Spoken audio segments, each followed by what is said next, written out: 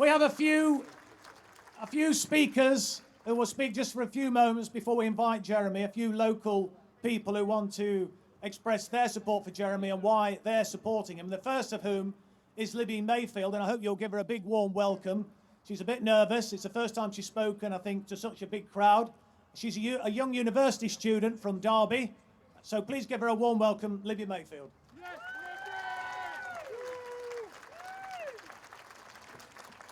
Hello. There's a lot of you, isn't there?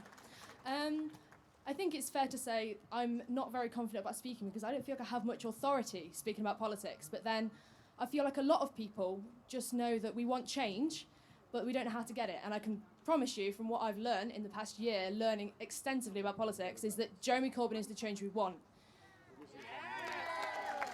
I knew absolutely nothing about politics until last June 2015.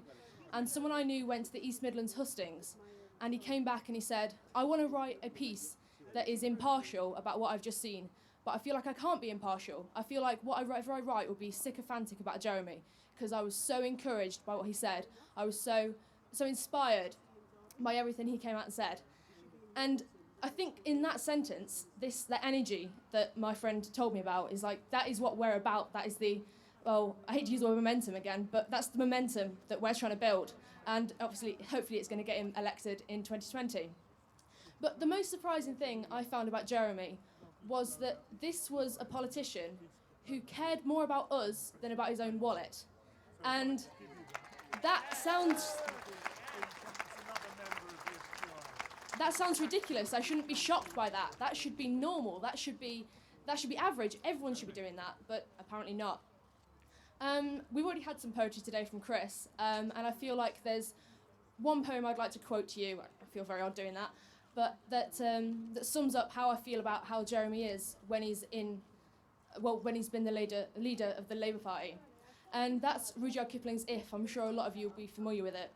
And I'm not going to give it you all, but it starts off something like this. If you can keep your head when all about you are losing theirs and blaming it on you, if you can trust yourself when all men doubt you, and make allowance for their doubting too.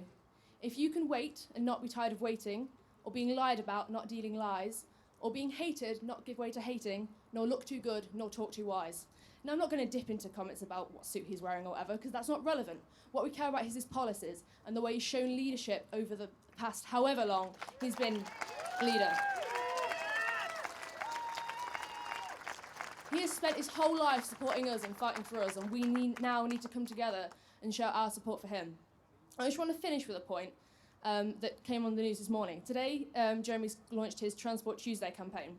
I came all the way down from Edinburgh for this, because I've been working up there, and a return cost me £85. And that's like 2 weeks of living, because I'm a student. And there's one argument I could make here about the fact that students do not have enough money, thanks to governments cutting like everything for us, and also the ridiculous price of train fares. And then there was an hour-and-a-half delay. And I feel like this is just one of the many problems we experience on a day-to-day basis that Corbyn wants to fix for us.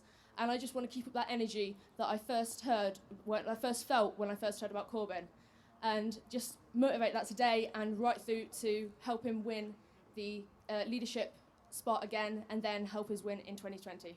Thank you.